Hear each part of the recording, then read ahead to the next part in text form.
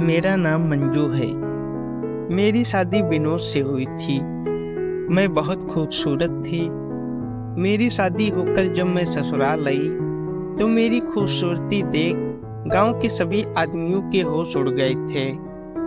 मैं अपने पति विनोद जैसे अधेड़ के सामने अप्सरा दिखती थी। अपनी मेहनत मजदूरी से मैंने गृहस्थी ऐसी चमकाई कि इलाके के लोग अपनी अपनी बीवियों के सामने मेरी मिसाल पेश करने लगे। विनोद के गांव के कई नौजवान इस कोशिश में थे कि विनोद जैसे लंगूर के हाथ से निकलकर मैं उनके हाथ में आ जाऊं।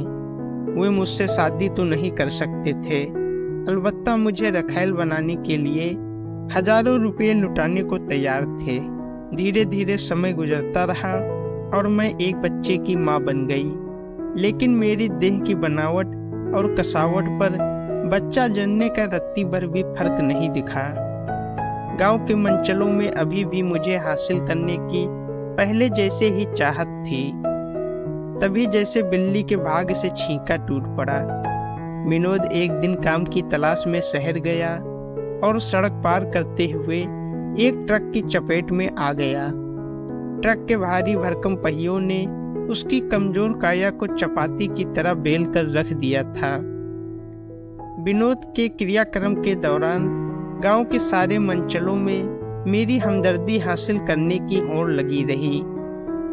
मैं चाहती तो पति की तेरी हुई को यादगार बना सकती थी।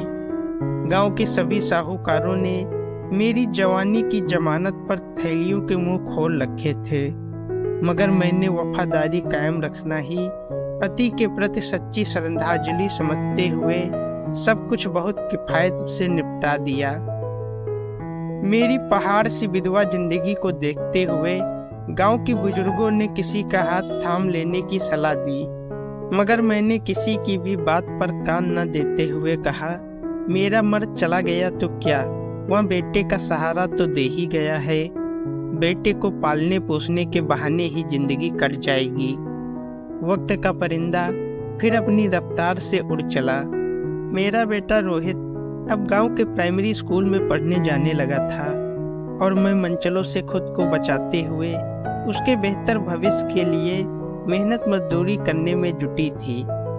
उन्हीं दिनों उस इलाके में परिवार नियोजन के लिए नसबंदी कैंप लगा। टारगेट पूरा न हो सकने के चलते जिला प्रशासन ने ऑपरेशन कराने वाले को 1 एकड़ खेती बाड़ी लायक जमीन देने की पेशकश की। 1 एकड़ जमीन मिलने की बात मेरे कानों में भी पड़ी। मुझे रोहित का भविष्य संवारने का यह अच्छा मौका दिखा। ज्यादा पूछताछ करती तो किससे करती, जिससे भी जरा सा बोल देती वही गले पड़ने लगता। जो बोलते देखता वह बदनाम करने की धमकी देता। इसलिए निश्चित दिन मैं कैंप में ही जा पहुंची। मेरा भोलापन देखकर कैंप के अफसर हंसे। कैंप इंचार्ज ने कहा, एक विधवा से देश की आबादी बढ़ने का खतरा कैसे हो सकता है। कैंप इंचार्ज का टका सा जवाब सुनकर रोहित के भविष्य को लेकर देखे गए मेरे सारे सपने बिखर गए। बाहर जाने के लिए मेरे पैर नहीं उठे तो मैं सिर पकड़कर वहीं बैठ गई। तभी एक अधेड़ कैंप इंचार्ज के पास आकर बोला, सर आपके लोग मेरा ऑपरेशन नहीं कर रहे हैं। क्यों? क्या कहते हैं? कहते हैं कि मैं अपात्र हूँ। क्या नाम है तुम्हारा? सर मेरा नाम महेश है। कैंप इंचार्ज ने टेलीफोन पर एक नंबर मिलाया और उस अधेड़ के बारे में पूछताछ करने लगा। फिर उसने महेश से पूछा, क्या यह सच है कि तुम्हारी बीवी पिछले महीने मर चुकी है? हाँ सर। फिर तुम्हें ऑपरेशन की क्या जरूरत है? बेवकूफ समझते हो हमको? चलो भागो। महेश सिर झुकाकर वहां से चल पड़ा। मैं भी उसके पीछे पीछे बाहर निकल आई। उसके करीब जाकर मैंने धीरे से पूछा, कितने बच्चे हैं तुम्हारे? 1 लड़का है। सोचा था 1 एकड़ खेत मिल गया तो उसकी जिंदगी ठीक ठाक गुजर जाएगी। मेरा भी 1 लड़का है। मुझे भी मना कर दिया गया। ऐसा करो तुम एक नई चादर ले आओ। महेश ने एक नज़र मुझे देखा, फिर वहीं ठहरने को कहकर वह कस्बे के बाजार चला गया और वहां से एक नई चादर, थोड़ा सा सिंदूर, हरी चूड़ियाँ व बिछिया वगैरह ले आया। थोड़ी देर बाद हम दोनों कैंप इंचार्ज के पास खड़े थे। महेश ने कहा, हम लोग भी ऑपरेशन कराना चाहते हैं साहब। अफसर ने हम दोनों पर एक गहरी नज़र डालते हुए कहा, मेरा ख्याल है कि अभी कुछ घंटे पहले मैंने तुम्हें कुछ समझाया था। साहब, अब महेश ने मुझ पर नई चादर डाल दी है, मैंने शर्माते हुए कहा। नई चादर? कैंप इंचार्ज ने न समझने वाले अंदाज में पास में ही बैठी एक जनप्रतिनिधि निधि की ओर देखा। इस इलाके में किसी विधवा या छोड़ी गई औरत के साथ शादी करने के लिए उस पर नई चादर डाली जाती है। कहीं इसे धरौना करना या घर बिठाना भी कहा जाता है, उस जनप्रतिनिधि निधि ने बताया। ओह! कैंप इंचार्ज ने घंटी बजाकर चपरासी को बुलाया और कहा, इस आदमी को ले जाओ, अब यहाँ पात्र नहीं है, इसकी नसबंदी करवा दे। हाँ, तुम्हारा नाम क्या है? मंजू। ठीक है, तुम कल फिर यहाँ आना, कल दूरबीन विधि से तुम्हारा ऑपरेशन किया जाएगा। लेकिन साहब, मुझे भी 1 एकड़ जमीन मिलेगी ना? हाँ हाँ, जरूर मिलेगी। हम तुम्हारे लिए तीसरी चादर ओढ़ने की गुंजाइश कतई नहीं छोड़ेंगे।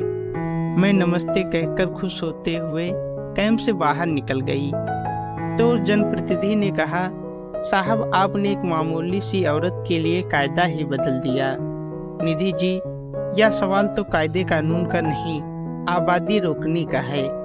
ऐसी औरतें नई चादरें ओढ़ ओढ़कर हमारी सारी मेहनत पर पानी फेर देंगी। दूसरे दिन मैं कैंप में पहुंची तो वहां मौजूद कई औरतों के साथ मेरा भी दूरबीन विधि से नसबंदी ऑपरेशन हो गया। कैंप की एम्बुलेंस पर सवार होते समय मुझे महेश मिला और बोला, मंजू, मेरे घर चलो, तुम्हें कुछ दिन देखभाल की जरूरत होगी। मेरी देखभाल के लिए रोहित है ना, मेरा भी तो फर्ज बनता है। अब तो हम लिखित में मियाँ बीबी हैं, लिखी हुई बातें तो दफ्तरों में पड़ी रहती हैं। तुम्हारा अगर यही रवैया रहा तो तुम 1 बीघा जमीन भी नहीं पाओगे, नुकसान तुम्हारा भी बराबर होगा। मैं तुम्हें ऐसे छोड़ने वाला नहीं। छोड़ने की बात तो पकड़ लेने के बाद की जाती है। मेरा जवाब सुनकर महेश दांत पीस कर रह गया। कुछ साल बाद रोहित प्राइमरी पास करके कस्बे में पढ़ने जाने लगा। एक दिन उसके साथ उसका सहपाठी अमन मेरे घर आया। अमन के मैले कुचैले कपड़े और उलझे रूखे बाल देखकर मैंने पूछा, तुम्हारी माँ क्या करती रहती है अमन? मेरी माँ नहीं है, अमन ने मायूसी से बताया। तभी तो मैं कहूँ, खैर अब तो तुम खुद बड़े हो चुके हो, नहाना कपड़े धोना कर सकते हो। अमन टुकुर टुकुर मेरी ओर देखता रहा। जवाब रोहित ने दिया, माँ, घर का सारा काम अमन को ही करना होता है। इसके बापू शराब भी पीते हैं। अच्छा, शराब भी पीते हैं? क्या नाम है तुम्हारे बापू का? महेश। मेरे कलेजे पर घूंसा सा लगा। मैंने रोहित के साथ अमन को भी नहलाया, कपड़े धोए, प्यार से खाना खिलाया और घर जाते समय 2 लोगों का खाना बांधते हुए कहा, अमन बेटा, आते जाते रहा करो रोहित के साथ। हाँ माँ, मैं भी यही कहता हूँ। मेरे पास बापू नहीं है तो मैं जाता हूँ कि नहीं उसके घर। अच्छा, इसके बापू तुम्हें अच्छे लगते हैं? जब शराब नहीं पीते तब। मुझे प्यार भी खूब करते हैं। अगली बार उनसे मेरा नाम लेकर शराब छोड़ने को कहना। इसी के साथ ही अमन और रोहित के हाथ दोनों घरों के बीच पुल तैयार होने लगा। पहले खाने पीने की चीजें आई गई, फिर कपड़े और रोजमर्रा की दूसरी चीजें भी आने जाने लगी। फिर एक दिन महेश खुद मेरे घर आ पहुंचा। तुम यहाँ कैसे? मैं उसे अपने घर आया देख हक्की बक्की रह गई। मैं तुम्हें यह बताने आया हूँ कि मैंने तुम्हारा संदेश मिलने से अब तक शराब छुई भी नहीं है, तो इससे तो अमन का भविष्य संवरेगा। मैं अपना भविष्य संवारने आया हूँ। मैंने तुम्हें भुलाने के लिए ही शराब पीनी शुरू की थी, तुम्हें पाने के लिए ही शराब छोड़ी है मंजू, कहकर महेश ने मेरा हाथ पकड़ लिया। अरे अरे, क्या करते हो बेटा? रोहित आ जाएगा, वह शाम से पहले नहीं आएगा। आज मैं तुम्हारा जवाब लेकर जाऊंगा मंजू। बच्चे बड़े हो चुके हैं, समझाना मुश्किल हो जाएगा उन्हें। बच्चे समझदार भी हैं, मैं उन्हें पूरी बात बता चुका हूँ। तुम बहुत चालाक हो, कमजोर रग पकड़ते हो।